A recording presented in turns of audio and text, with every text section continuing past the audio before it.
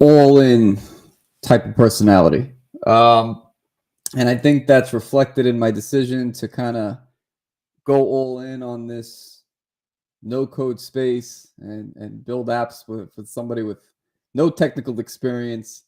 But I am conscious of the fact that there are a lot of tools out there, and the people, my future is kind of in the hands because I made the decision to go all in and really like 100% of my income comes from projects that are built with these tools. My future is by proxy kind of determined by the decisions that the people that are leading these companies make, right? I think we all are. And that's a scary thought. If you really want to take that in and think about it, it's kind of true, right? Like I like to think that I have the freedom of somebody that works. I work for myself. All of my income comes from freelancing and referrals that I do. Um, but they're all all of that income is kind of predicated on Bubble, Make, and the different tools that I've chosen to learn. So I'm becoming conscious of the fact that it's probably the responsible thing to do to be broadening my library of tools that I work with and not going all in on in any one tool. I think JJ Engler said this, where it's not enough to just be all in on Bubble anymore. The top 1% of no code developers are going to have a few, like 4 or 5 different tools in their stack. So that's becoming something that I've been kind of top of mind on, and I imagine that others that have gone, like I say, all in on this are probably thinking about the same thing. I can't imagine that no one else is thinking about this. But how do we know which tools to bet on, right? I think that's the big thing. It's like Bubble was definitely a pioneer in this space, is definitely a pioneer in this space. And they seem to be the one that's the most popular. But are there other tools out there? Are these the tools that we're going to be using in 5 to 10 years? I don't know. So that's what I want to take a look at today. And most recently with the No Code Summit that just happened, there's a lot of conversations around this. So one article came out around by Code Store, which is a no code development agency, that I thought was interesting, and they took a real analytic look at what tools to place your bets on in the next 5 years. So I'm interested in what they have to say, and I'm gonna take this into consideration. I mean, I think we invest our time, I think all of us are at different levels of how much stock we're putting in no code tools, right? Like I'm somebody who's gone the extreme where it's like, no, my whole life has to be around this, which is not, necessarily smart, but it is, that's just the way that I work. There's others that work on projects part-time and they have a full-time job. There's others that are building entire companies with no code tools. There are others that are, there's everyone's kind of got a different level of comfort in how much effort they put into these tools. But we're all putting in the time to learning at least one, and whether or not, like, how much time you spend learning any one particular tool, even that's an investment. Like you have to know that learning something is going to pay off in the long term, right? So stuff that's top of mind for me. All right, so let's take a look at what Code Store is saying about kind of the results of the No Code Summit and the different tools that were analyzed. During the No Code Summit in 2022, our presentation about the future of no code got a lot of success. So they did a presentation. They did a presentation on the different tools and gave an analysis of how they see the future of these tools, like right in front of the founders of those tools or the builders of those tools, which is pretty ballsy, I would say. Like that's takes some guts to be honest about how they see things.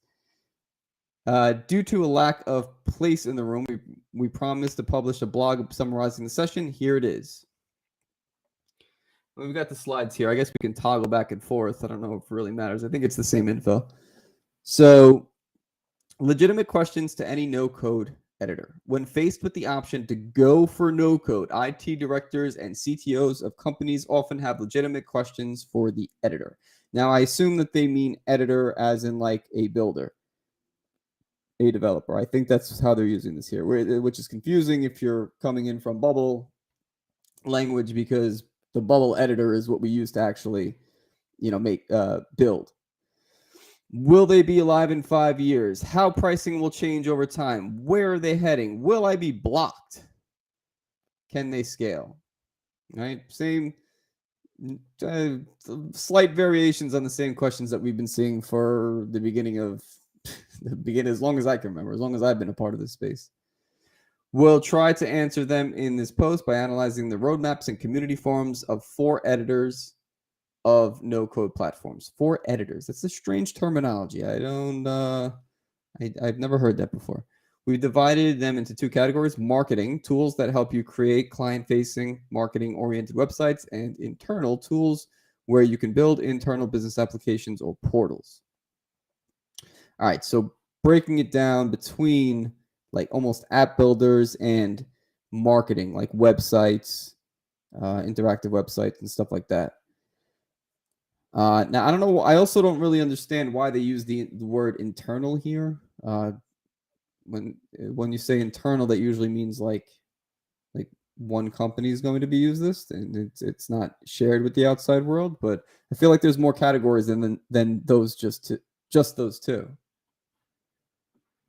Webflow. The first tool we'll analyze is Webflow, mainly used to build corporate websites, landing and product pages. Any site with a number of less than 500 pages. Damn, that's a lot of pages. And the ones that require no backend. So I guess you can't have a backend on Webflow. You could probably connect it. I'm sure they have some integrations where you can connect the backend to Webflow, but no native backend. Webflow is an absolute leader in the no-code space. This site runs on Webflow 2 since 10 years, claiming more than 3.5 million users, raised almost $350 million for a massive $4 billion valuation. That's a lot. That's a lot for a no-code tool. $4 billion valuation. Webflow clients include famous brands like Dell, PwC, Upwork, and Vice. Membership. One of the major features Webflow is releasing this year is the support of membership. The membership feature of Webflow allows you to create content that is only accessible to members. This is a great way to offer premium content or courses that are not available to the general public. You can also use this feature to build a member portal where members can manage their accounts and access all of your content in one. So interesting. It's almost like Webflow is kind of moving towards a interactive, not just websites anymore, but almost web apps. It sounds like they're moving towards web apps with what they're saying here. Membership. What does it say about Webflow's growth plans? First, it's a clear attack on creative influencers industry and platforms like Gumroad, MemberStack, OnlyFans. The big difference, Webflow does not offer a marketplace, therefore no reach. It means that they target established content creators with large audiences. Okay, so someone new coming on to this membership beta is going to have a hard time attracting an audience. Whereas on like OnlyFans or Gumroad, a small creator can put out content and probably get some traction a little bit easier. It means that they target established content creators, large audience. They'll provide a strong competitive advantage to those who don't count on marketplaces for reach. Much more flexible content forms, leveraging the power of Webflow Designer. Very low transaction fees. E-commerce goes from 2% to 0%. We can imagine that membership will follow similar levels. Our analysis is that Webflow will remain in the small, mid-sized business space for a while. Logic. That was a logical feature. Hi. I don't know what that means. Everybody was asking for since 10 years. Finally, Webflow decided to introduce workflows and actions. Logic off. This is sounding a lot like Bubble. And they say that in the next sentence. Logic offers a set of features similar to what Bubble or App Farm does. Workflow management, triggers, conditions, and actions, calls to webhooks and external APIs, forms management. So that is like very much, it seems like that is going to be competition with Bubble. I've never used App Farm, but certainly with Bubble, and they've called out two similar platforms here. What was it?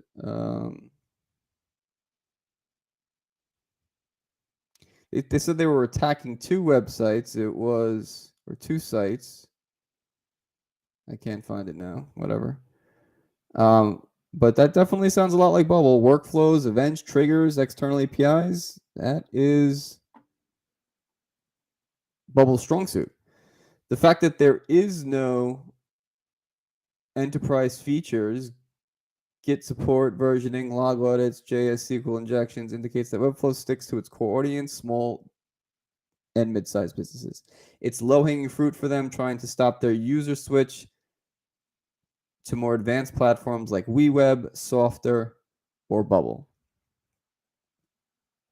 So I guess that attrition, when people come on to probably when people, I mean, my understanding in how to use Webflow is was always for websites, right? Like pretty websites, they have a lot of native SEO features that other app building platforms don't have. And this is, it looks like they're starting to move into the space there. They don't want people moving off the platform anymore. They don't want to be known as just the website, the pretty website builder. They're looking to do more than that. Most wanted Webflow features. When analyzing their community forums, we can see that the most wanted Webflow features are European hosts to comply with GDPR. Their reach in the EU is quite limited in corporations because of the lack of that feature. Multi-language sites and CMS fields. Yes, Webflow is still not supporting multilingual sites or localization. Webflow University certification, mostly wanted by agencies as Webflow becomes a more and more popular professional field. Those certifications are really desirable from agencies, freelancers, and just people that want that professional recognition, whether it's Webflow, Bubble, whatever it is. Everybody seems to want those certifications, and we are not getting them. There's little to no like certification of what a professional Webflow or Bubble designer looks like. It's really not defined. And and anybody can kind of call themselves an expert. It's really and they're not wrong. Like because I think it is to some extent the responsibility of the platform to distinguish from professional from or expert or certified that from not, because who else can do that? How is some unless they empower some third party to set those standards? But that still would be a partnership. But that certification is really lacking across all of these platforms. There's no one. They're not supporting the no code platforms are not supporting the people that try to get certifications going. And I don't see how they can do. I don't see how the third parties are going to do it without that support. Component marketplace, important to grow their community and direct new streams of revenue to agencies investing in Webflow. Seems that the templates themes are not enough anymore. Faceted navigation, search. Why the hell is this not there? Our predictions for Webflow. We think that the community will become a strong driver of future growth for Webflow. It's a part that they constantly put aside in their growth strategy so far. I want to read that again. We think that the community will be a strong driver of future growth of Webflow, the community. It's a part that they constantly put aside in their growth strategy so far. Put aside, does that mean that they're ignoring it? I'm not sure what this means. It will change in 2023. Webflow will become more international, finally crossing the chasm, I don't know how to say that word, of localization and win truly global markets.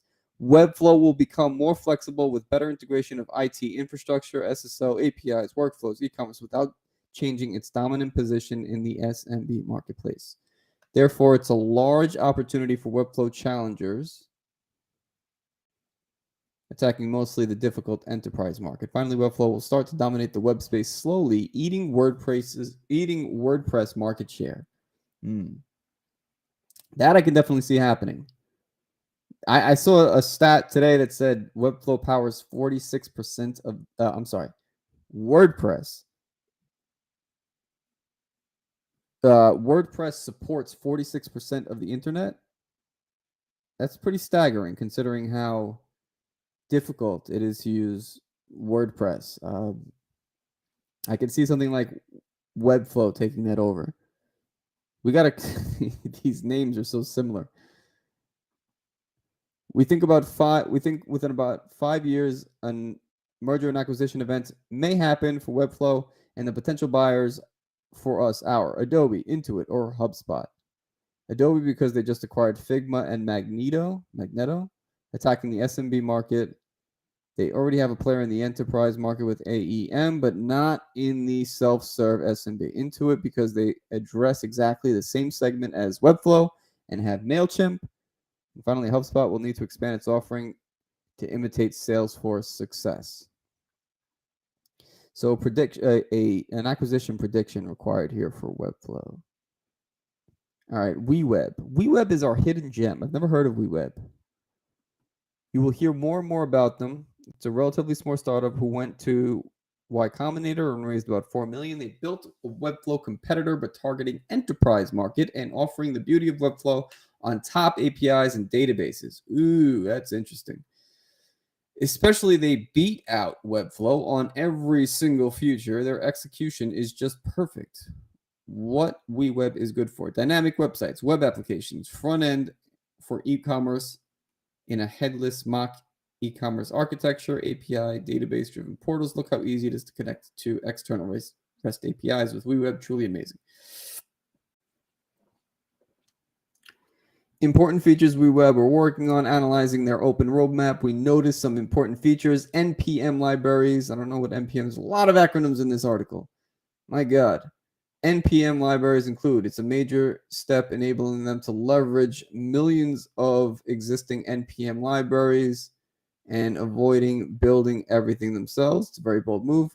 Containerization. It will be possible to launch WeWeb on private networks. That means a huge competitive advantage compared to Webflow or Bubble,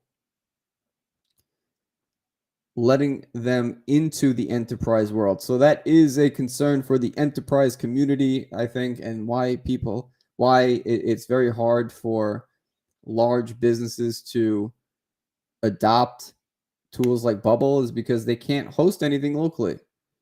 And that's a recurring concern. OpenID, important SSO features to support enterprise customers, integration partnerships. No editor succeeded without a strong network of integrators like us.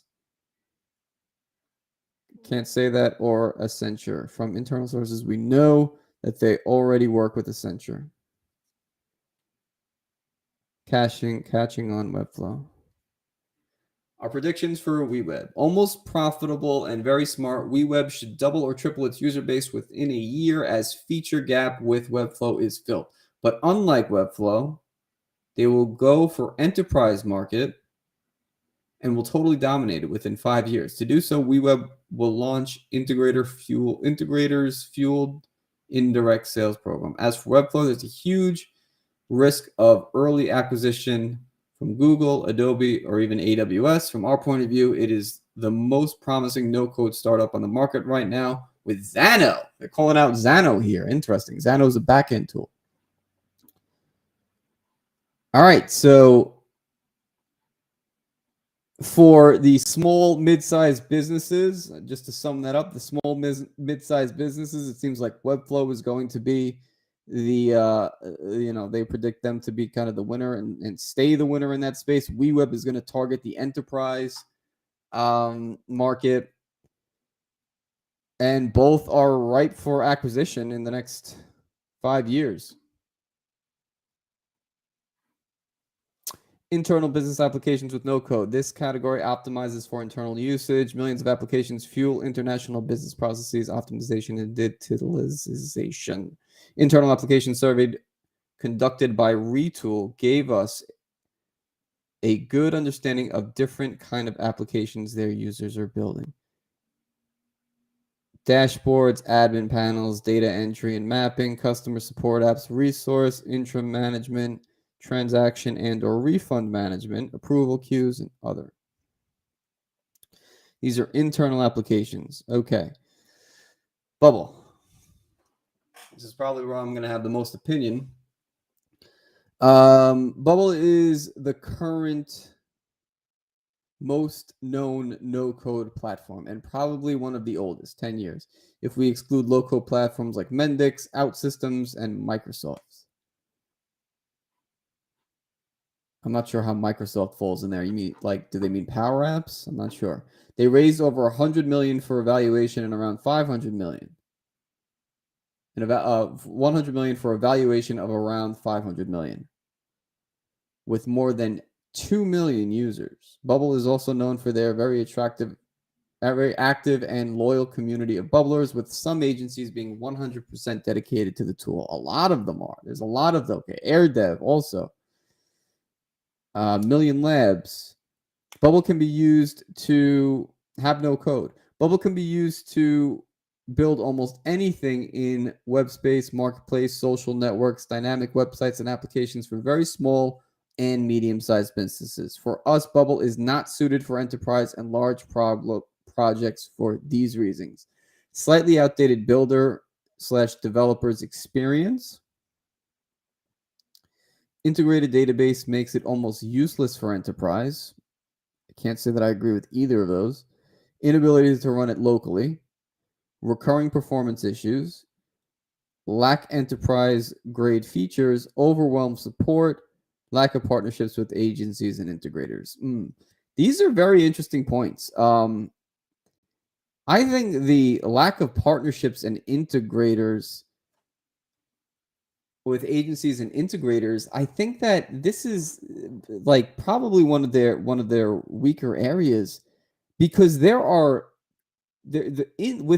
their own community, agencies and Bubble coaches and I guess partners would mean like Zapier and Make, like there's such a dedicated, loyal community to this platform in particular that it's I don't know why they're not tapping into this talent, because they can certainly leverage all of the potential that's there, and just like these agencies are willing to do the work, right? These agencies are kind of automatically promoting Bubble for nothing, because their business model is built on Bubble's success. So that's such a unique position to be in, where you have all of these champions of your tool that will work and promote your tool for free. And I don't think they've done a great job of capitalizing on that loyalty. It seems almost like we're, as agencies, not ignore. I don't know. I think it's not. It's not that we're like in. I don't know. I guess the way to describe it is like, yeah, it's kind of just like ignored. It's like by Bubble themselves. It's like there's no, like, aside from listing on the agency page and being listed on the agency page on Bubble, um, and being able to review the RFP system, right? If you're an agency, you have access to Bubble's RFP system, and you can see inbound requests for proposals from people who have submitted them. But aside from that, there's not a whole lot of other support from Bubble for agencies that are specifically in Bubble. There's no partnership programs. There's no referral base. There's no way to distinguish one agency over another. Like, this is the top no code agency in this country or here, and these are all over the world. So I definitely agree with that. If you look at the coaching page on Bubble, there's about 10 of us on there. I'm one of 10 in the whole world that's on Bubble. There's a lot more knowledge out there that where we could be supporting one another. Even the forum itself, there's no like incentive really to answer people's questions accurately and in good time. And I think that has led to a lot of people posting questions and not a lot, and just a handful of uh, uh, Bubble super users who are responding to those. And what's the incentive for those people who have acquired all this knowledge and put the time in? What's their incentive to keep responding outside of like being a good person and giving back to the community? But they're part of that community too. They should be taking something away from that as well. At the very least, some recognition. So that has not. I think that's there's a community there. Yes, the Bubble community is there, but there needs to be some additional attention paid to it and some effort from Bubble's part to continue to support it. It feels very ignored at this point.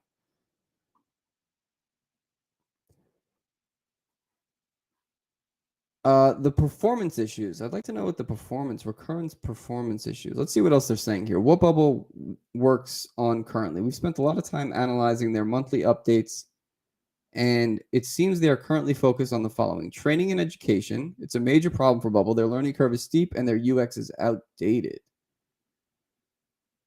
Training and education. Yeah, the training and the education part too is a big problem for them right here. Like I said, there's 10 people on that coaching page. There's a lot more people that can be helping others, um, helping others learn Bubble. There's a lot of dedicated people, but the incentives are not in place to really scale the coaching session from the coaching model. Even myself, I do coaching, but it's you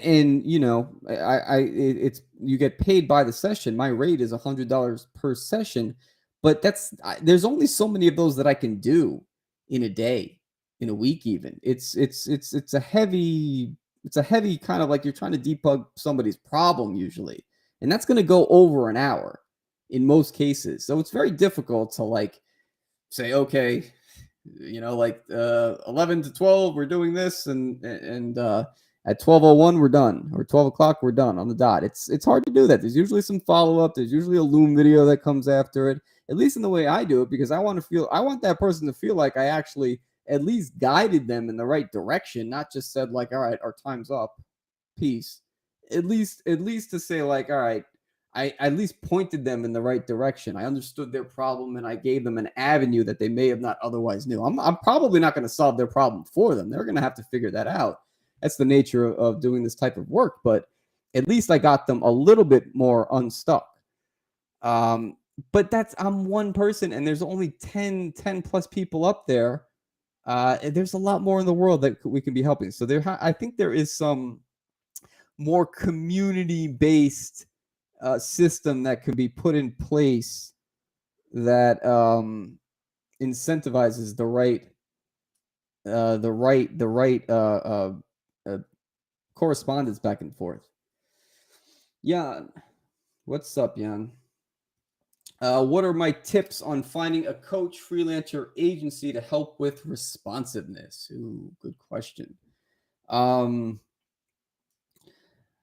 think the big thing when you want to think about responsiveness, well, first off, before I answer that, are you on the old responsive engine?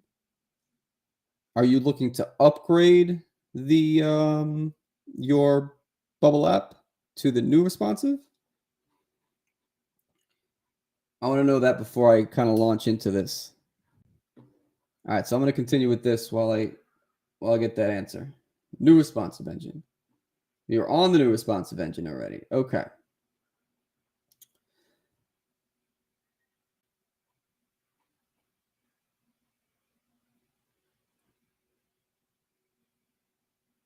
Let me think about that. Specifically for responsive. So I imagine, tell me if I'm wrong. I imagine that you've got your page laid out. Now, are you going, here's another thing. Are you going from are you trying to get it responsive down to are you getting one page that's made for desktop and trying to get it scaled down for a mobile screen? Is that the when you say help with responsiveness, how do you mean that?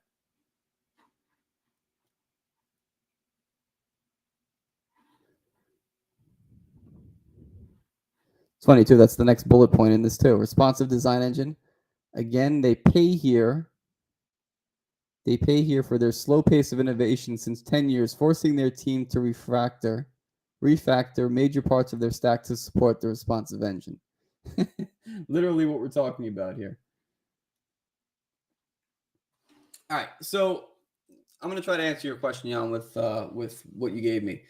For a to properly vet a freelancer agency or coach, you're going to need like a session or two with them. I would say if someone should be willing to get on a call with you, if you're looking specifically for like an agency or freelancer, like do it for you work, they should kind of off the bat. I always take those calls for free just as kind of a get to know you. Like I wouldn't pay up front or charge somebody up front just to have an initial conversation with them. First, I want to see who you are, how much you know about Bubble, and what exactly is it that you're looking for support with? Because it's probably not the whole thing. All right, let's see what you got here. Sorry, I should have been more specific. I'm starting with a small iPhone SE dimension and working to expand on other devices. Just an iOS app. Okay, so it's just a mobile app. All right, so I mean, if you're on the new responsive, you really don't. Are you seeing any problems with the way that it looks on different devices? Because if you're on the new responsive engine and you're not setting like fixed widths to your pages, the editor is going to take care a lot of that responsiveness for you already. So I suppose the question I would have for you is what parts specifically are you looking for support with? Is it a behavior that you're seeing that you're trying to get rid of? Or is it just general, like I just want to make sure that this is responsive on all possible devices?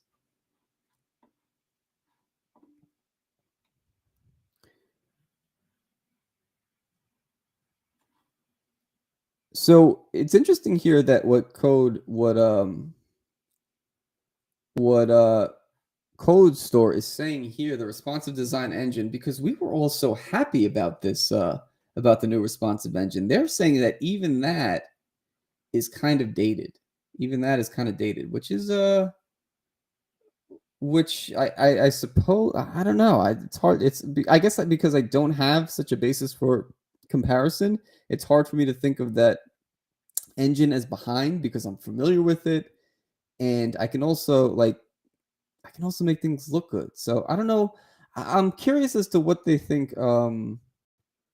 The like what's behind about the way that they're responsive or the way that their design engine works. I'm not sure. Okay, so kind of back to Jan's question here. Evaluating the freelancer and agency. Yeah, so like I was saying before, the probably when you have that initial call, you're going to get a feel for whether or not you can work with that person. Do they understand what you're asking for? I think from your side, you have to be very clear. Even something like these questions, you should have answers to these a certain behavior. Okay, let's see. For example, I'm not experienced on CSS, however, I think it's called overflow. It's just a problem with my repeating group dragging down the whole page. It sounds more like you need coaching. It sounds like or you're looking. I shouldn't say you need coaching. You're looking for a coach. It's if it's just a few problems. My suggestion would be look for a coach. And again, I think that I mean, one obvious place to start is to just take a look at the different coaches the um, on the Bubble coaching, bubble.io/coaching. But like I was just saying before, there's only 10 or so people there. Um, I would actually, I would actually go to Twitter or the forum and just kind of put out there, hey, I'm looking for a coach to help me with a few things. Is anybody interested? And I think you'll be surprised with how many responses you get. Jan, are you on Twitter?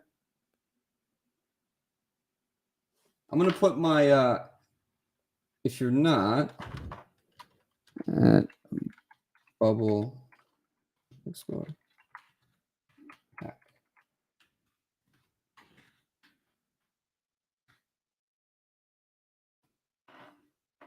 gonna drop my Twitter handle in there.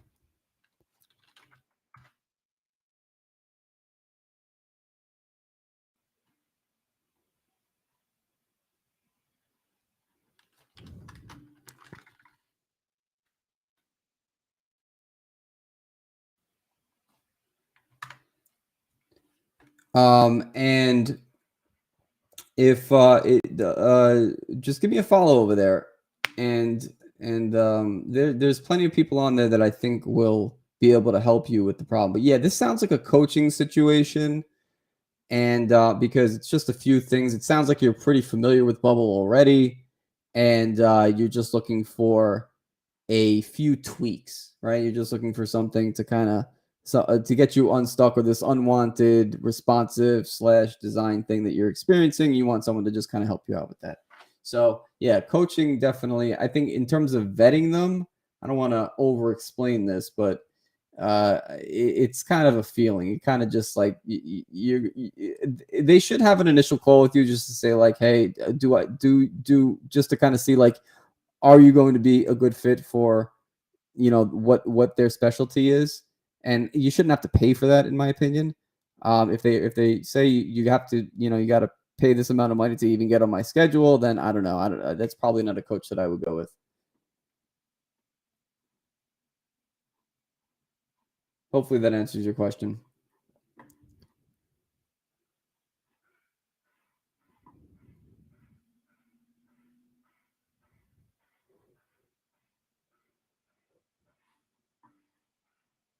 All right, yeah, DM me on Twitter, and we'll sort you out there, Jan.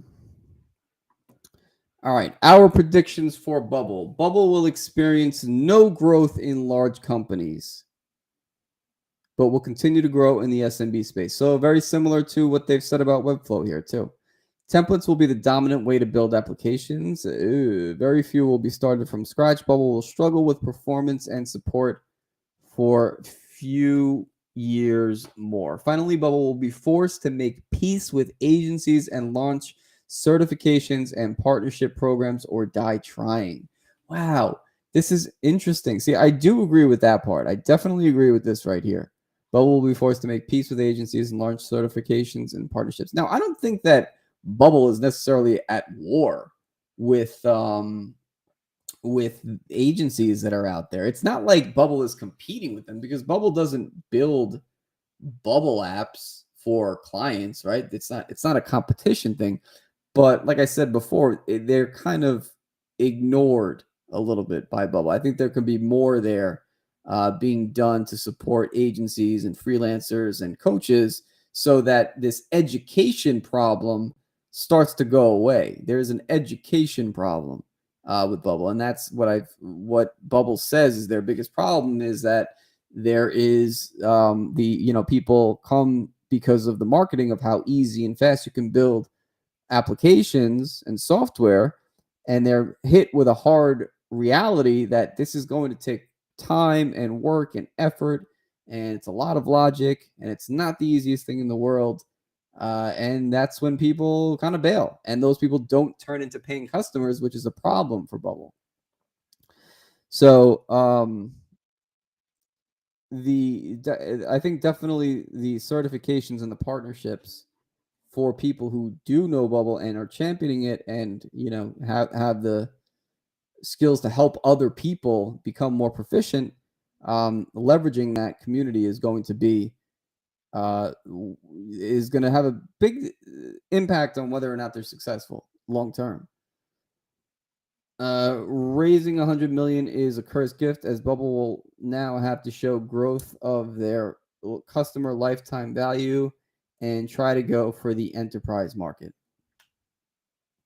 Why do they have to go to for the enterprise market though? Like, why is that? Does it like, I know that we always talk about the enterprise being the end all be all of success, and we have to build enterprise level apps. But what if they were? What if Bubble just stays supporting small and mid-sized businesses and startup ideas? Is that such a terrible thing? Does that mean that it's a failure? Why does it have to be enterprise? Why can't there be some tools that do enterprise and some tools that stay in the small mid-sized business space or startup space? Like, why not? Why is that a bad thing? More money, I guess. Enterprise is where the billion-dollar valuations are at, but I don't know. Webflow seems to be doing pretty well, focusing on small and mid-sized businesses, and their valuation is $4 billion, as they mentioned earlier in this article. So I think small and mid-sized businesses are a good niche to be in.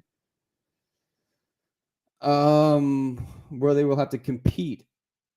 Bubble will now have to wait. Where were we? As Bubble will now have to show growth of their customer lifetime value and try to go for the enterprise market, where they will have to compete against Microsoft, Mendix, OutSystems, and newcomers like AppSmith or Retool. All right, Retool. Retool is actually the one that I'm most interested in kind of giving a shot to and seeing how what type of learning requirement or learning time commitment it is. I've heard of Retool before, but I've never used it. I think I might do that in another stream and just kind of like test out the platform to see how easy it is to get started on there. And this code store seems pretty bullish on Retool. Retool is our absolute favorite and game changer in the business application industry. It's a front-end only low-code tool to visually build internal apps and connect them to different backends, SQL databases, NoSQL databases, REST and GraphQL APIs, etc. To create an app, you simply put your ready-to-use components from a library of over 90 and connect them to queries. At any moment, you can write plain JavaScript to enhance and modify behavior of each component or alter query results. Okay, so it's front end, but you'll need to connect to a back end. I've worked with tools like that before. AppSheet is one of them that comes to mind, and I did not love that experience of needing to go to a back end. But AppSheet, this is also different because AppSheet required you to connect to like a Google Sheet or Excel spreadsheet. And that sucked. I didn't like having to do that. But you could connect to a SQL database, but the plan that enabled you to do that was like $15,000 a year, something crazy like that. Really priced for like enterprise level software. So I wasn't able to connect that. But it sounds like Retool is just front end. You can use custom code where you need it to. It's probably a lot easier than implementing custom code in Bubble, is what it sounds like here. But you do need to connect to a backend of your choosing. Mobile apps. Retool is launching native mobile app support. It's a bold and natural move from Retool team. There are still a lot of questions around offline mode and local storage, but they're aggressively attacking mobile apps, no-code tools like Glide, Flutterflow, or AppGiver.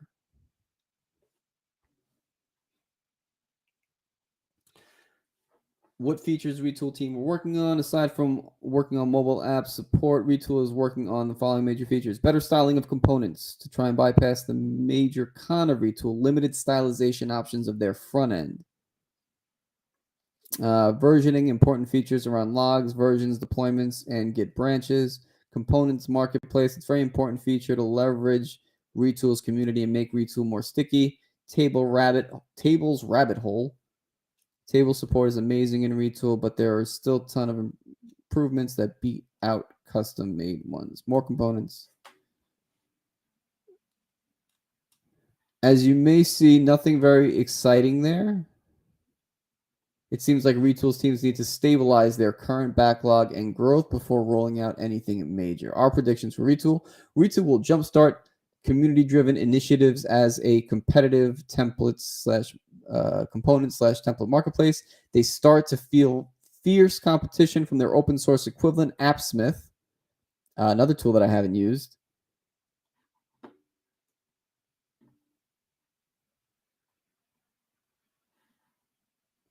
Therefore, the need for a community leverage features is important. Retool could provide some ETL capabilities. I don't know what ETL means, through acquisitions, as they still entirely depend on format of data structures and provide the backends that they connect to.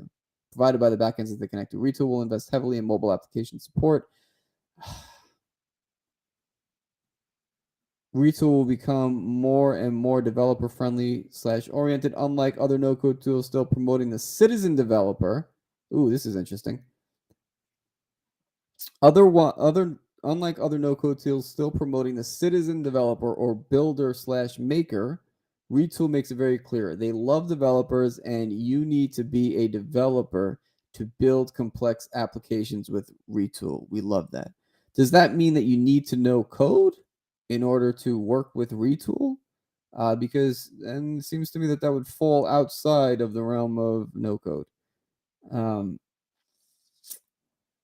don't know. I don't know. You need to be a developer. Well, developer doesn't necessarily mean coder, right? So that's maybe not how I should interpret that. Google, SAP, or Amazon could require Retool within 5 years. If you're interested in building internal business applications with Retool, check out our guide here. I'm going to check this out. I think I'm going to check this out next week. Retool. No code industry is here to stay. All right. So our vision for the next 5 years, right? I mentioned at the beginning of the stream that I am all in on this no code space, whatever you want to call it. I hope it changes the name. I hope it gets renamed to RAD, the Rapid App Development Space. Doesn't have the same ring as no code, but I still am bullish on this space in general. And I'm kind of I'm always interested and conscious of where this whole thing is going, because I've invested a lot of my time and future into the success of these platforms and my ability to learn them. Right, so I have a lot of stock on this. As I say, my income comes completely from these tools, so I have to be. I'm betting big that these tools are here to stay. So this is comforting for someone like me. No code industry is here to stay. It could not really shine before today. It needed following key innovations to widespread before getting attention from developers and large companies. API and headless architectures. We think that no code's sweet spot is in front end applications. So until headless, mock, and APIs were everywhere, it was quite complicated for the no code platforms to overtake the world. It's now feasible. Powerful browsers and advanced front-end frameworks like React.js, Angular, or Vue.js. It was impossible to build a real no-code tool until we had these frameworks. Okay, fair enough. Usage and UX stability. Did you notice that in 2022, all the websites and applications look more or less the same? That's because digital is now a commodity and users want stability in the components that they interact with. Wow. That's interesting. That's why you have burger menus, top right corner, sign-in buttons, and 3 to 4 columns, table presenting prices. Yeah, that's true. A lot of applications are looking the same. Now, you can argue that that's a good or a bad thing. I don't know if it's bad necessarily. it's I think we all, at least in Western cultures, we want to like stand out from the pack and have this like our website needs to look different than everyone else's. But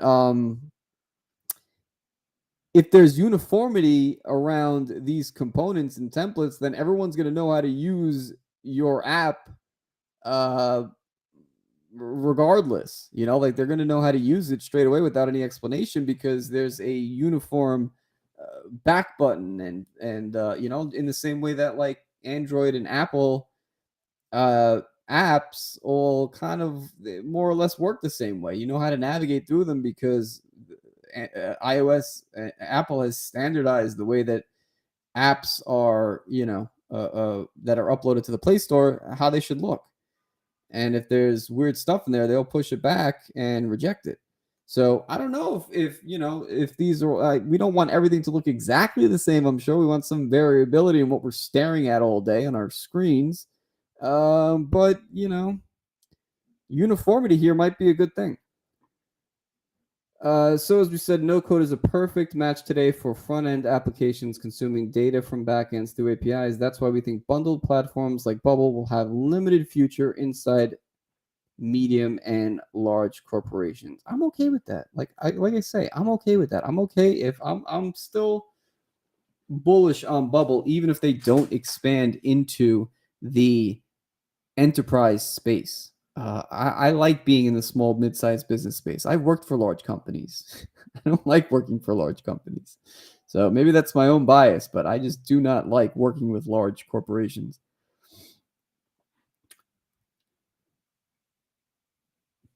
Big guys entering no-code industry. We foresee major players entering the no-code game either by building internally or through external acquisitions. The most potential players from our point of view would be Intuit. Very strong in small, mid-sized businesses, massive sales forces, already present with QuickBooks and MailChimp. We could do well with some proper sales training for these tools. I don't think there's a lot of direct sales going on.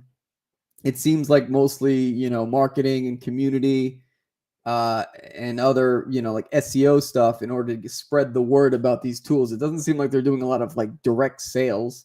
So that's something that some of these larger companies can certainly add to the space. Adobe present in design with Figma. The next logical step would be acquiring a no-code platform to integrate. SAP already experimented with AppGiver. Buying Retool or AppSmith would make perfect sense for them. Google, it would be the less obvious move. Well, Google already has AppSheet. They bought AppSheet. They've tried to get into this space. And before AppSheet, they had Google App Maker, which was not very useful. I tried it. So they've already kind of made the move, but they kind of bought AppSheet and just ignored it. But their work on simplifying the life of developers shows their interest in low-code, no-code movement, and they've already tried AppSheet. Oh, there you go, AppSheet. They've already tried with AppSheet. The very best no-code tools in 2027. For us, we're seeing profound changes in no-code, low-code landscape in the future years. Retool and AppSmith, like I say, I'm probably going to check out Retool in a future live stream. WeWeb, building everything else. Internal tooling, building everything else. Xano for backend services. I like Xano a lot. Xano is something, once I'm a little bit more familiar with it, I'm going to stream on how to get started in Xano. It's very easy. I haven't established the connection between my Bubble app and Xano database just yet, but we are moving towards Xano. And there is a lot that you can do. It can handle a lot more data with faster workflow capabilities. So I'm super excited to see what we can do with Xano Heal apps.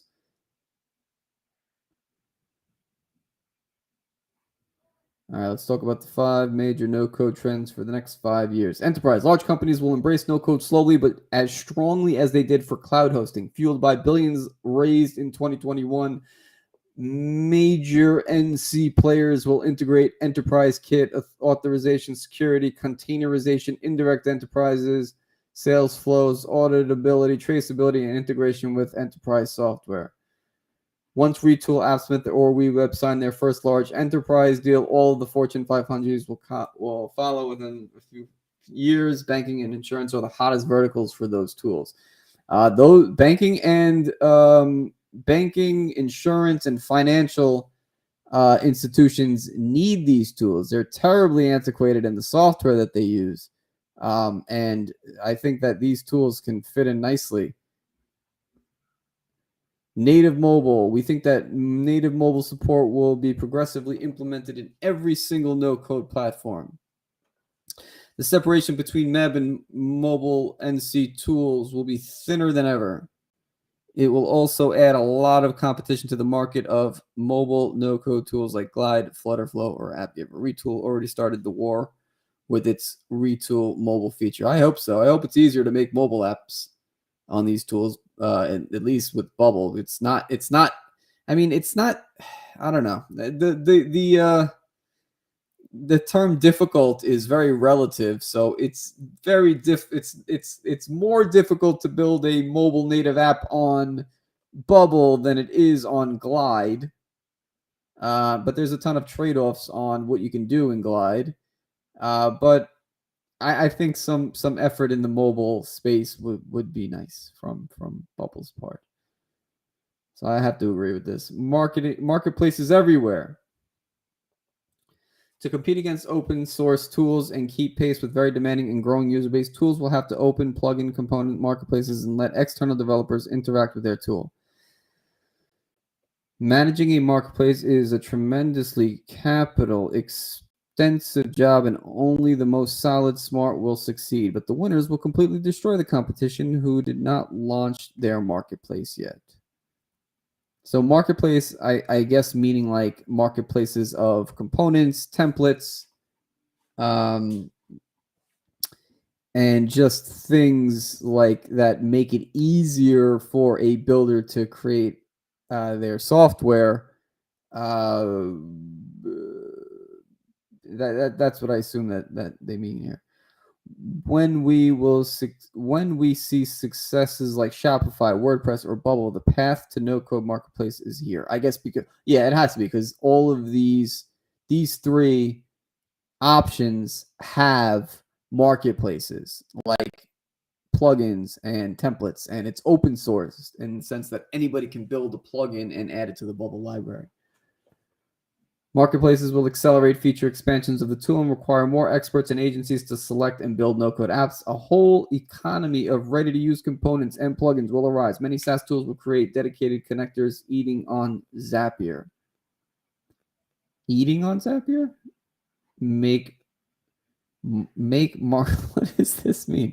Many SaaS tools will create dedicated connectors eating on Zapier / make market shares. Oh, eating on Zapiers and makes market shares. Okay, I understand now. AI powered features will integrate no code pretty soon. We could have text to component features in Retool or WeWeb leveraging open AI's GPT-3. The success of GitHub Copilot shows GPT-3 capabilities in quite open code space, meaning a lot of potential in more discrete volume like no code. Another possibility is automatic AI powered ETL. What the hell is ETL? What is ETL? Extract, transform, load. Okay.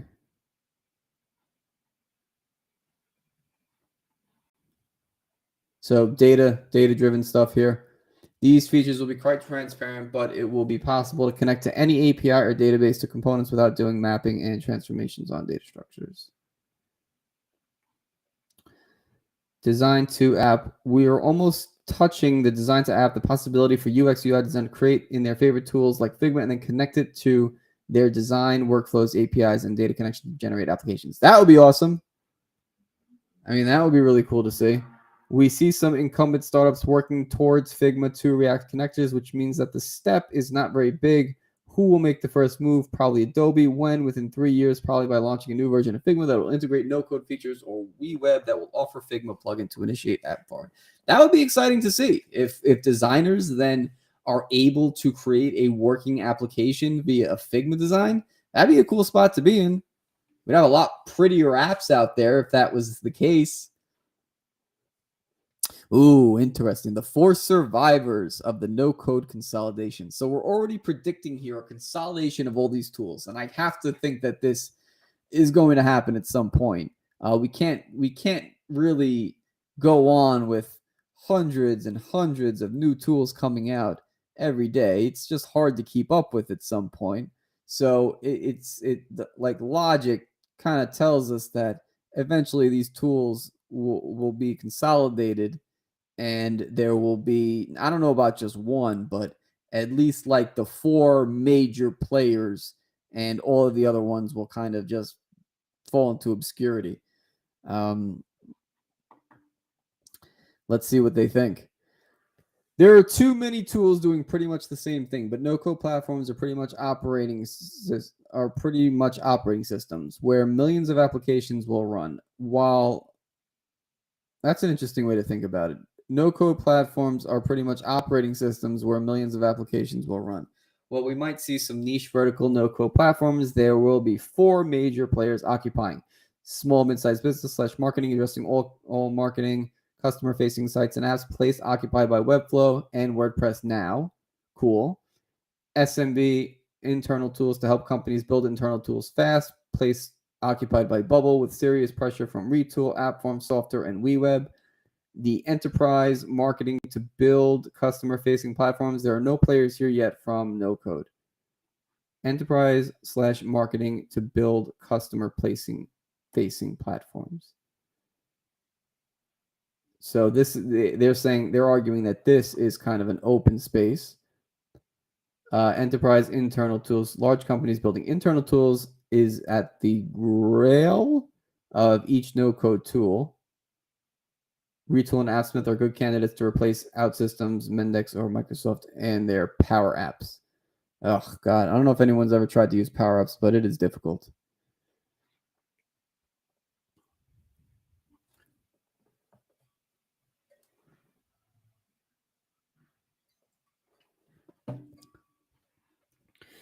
No-code creates new jobs and destroys software verticals. As no-code will become widespread, more and more complex applications will be built. Design patterns and architecture patterns will emerge. The professionalization of the industry will erase the need of citizen developers as web professionals. The professionalization of the industry will erase the need of citizen developers as web professionals replaced webmasters. I don't know what a webmaster is. On the other hand, new jobs will appear. Front-end maker, a mix of UI, UX, and front-end no-code engineer building user interfaces using no-code tools. UI no-code designer and art director working on designs directly inside no-code apps like Webflow. Query builder, a mix between a back-end engineer and a database admin working connecting apps to back-ends. Ooh, I like. If I was to choose, I would be in one of these two. API / tool sourcer, a mix of products and purchaser working on identifying SaaS and external APIs and SaaS tools integrate no-code applications. I love integrations. I just love doing integrations. To me, it's like magic. I get so excited when I connect to an API, a REST API, and I'm getting information that I wouldn't have otherwise had because I was able to connect to it. And just being really creative about how I integrate with things is something that gets me very worked up. Very worked up.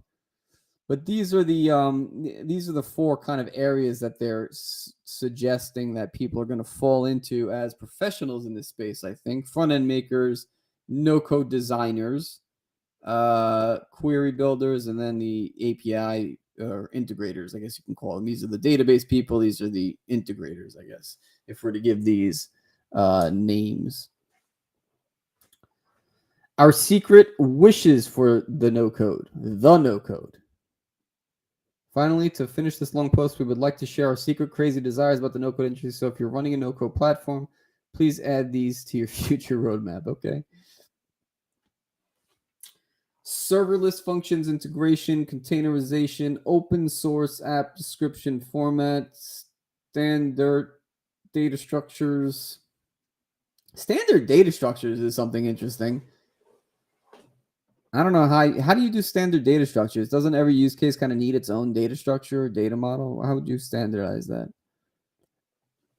Back to the future, flash-like animations, automatic responsiveness, beautifying my UX, integrated AI. These are all very tall, tall orders. I don't think it's that easy. But very interesting article. I think it says a lot about the future of the space. It gives me hope that that these tools are still going to be around in 5 years, and that they're going to be more widely adopted, if anything, even if it's not in the current format that we're using them today, and or in the way that we've been thinking about these tools up until this point. There's still a place for them, and anybody that has these skills, have spent the time to learn these tools, it means that they're going to be employable and valuable. So I think that's the big thing for me. It's like, does going all in on any one of these tools or more than one of these tools make sense long term? And what is my future going to look like because I've invested so much here? So obviously there's no real answer to that, but I think this has to be here to stay. There's too much useful stuff being created for it to just go away. In all likelihood, it will just kind of change and morph into something that looks a little bit different. But I want to be along for that ride, regardless.